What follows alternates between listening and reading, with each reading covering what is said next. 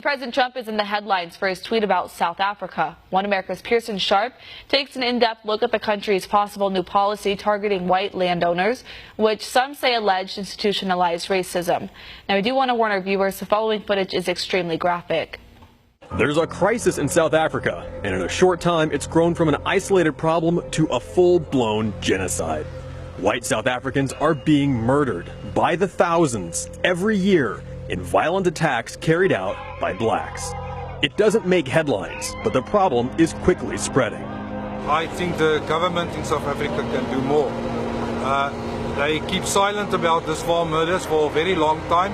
It's going on for a few years now, not doing anything. It sounds shocking, but the president of South Africa has now passed a law that seizes land from his own citizens simply for being white and not black.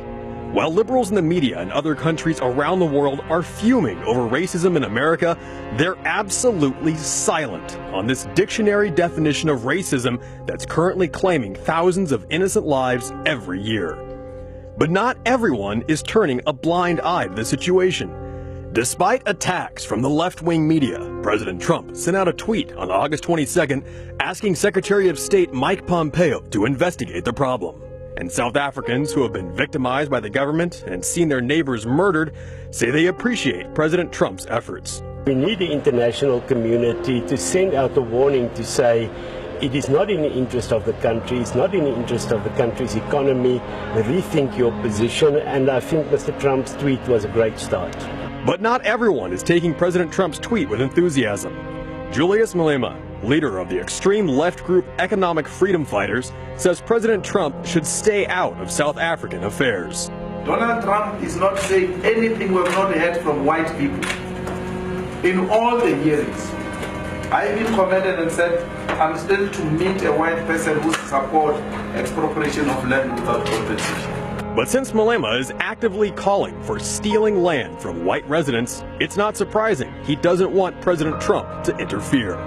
It should be noted that this is the same man who has threatened a genocide against white South Africans and says they should be grateful black people aren't murdering them all right now. We don't back whites, we don't care about their feelings. They've made us suffer for a very long time. Yes. It's our turn now. They must be happy. We are not beating them up. They must be happy. We are not calling for genocide. White farmers make up a large percentage of the country's agricultural production, and by disrupting their trade, not only is the government destroying their livelihood, it's destroying its own resources as well.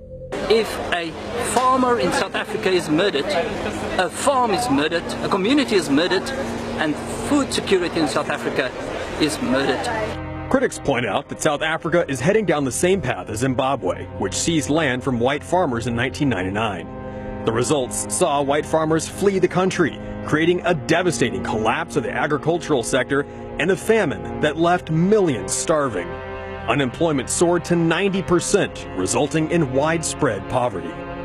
Many white South Africans now feel like they have nowhere else to turn, and after seeing their families and neighbors brutally murdered by blacks, they're actively fleeing the country. So far, some 15,000 white farmers are making the move to Russia, saying it's a matter of life and death.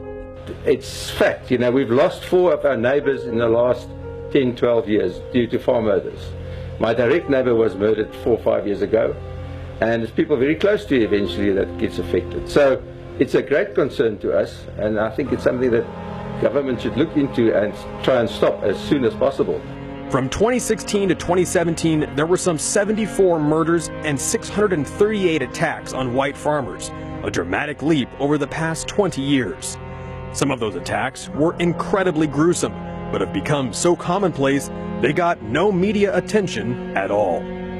One elderly white couple had boiling water poured over them by black attackers. Another elderly man was locked in his truck by a gang of blacks who then set his truck on fire, burning him to death. A girl who was just 4 years old was raped by 3 men. She survived, but just long enough to be wrapped in newspapers by her attackers, who then poured gasoline over her and set the papers on fire.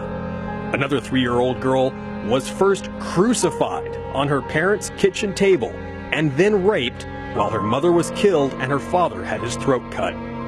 These aren't one-off cases. It's a growing epidemic that sees black South Africans specifically targeting white people. And these attacks are literally happening every single day. The situation is grim for white farmers in the country. With institutionalized racism taking hold, it's only a matter of time before seizing land becomes seizing all property, and attacks on Dutch settlers and their descendants is sanctioned by the government. While former President Obama praised the President of South Africa as being an inspiration for all his people, some of his people have a very different message. And I want to say to Malema today, who is the big instigator of farm murders, I want to challenge him today. I will give him a rifle, I will load it, and I will stand still so that he can finish what they began. Pearson Sharp, One America News. Want to see more videos like this? Click on the link below and subscribe to One America News on YouTube, and call your cable provider and kindly demand that One America News is added to your lineup. Call and subscribe today.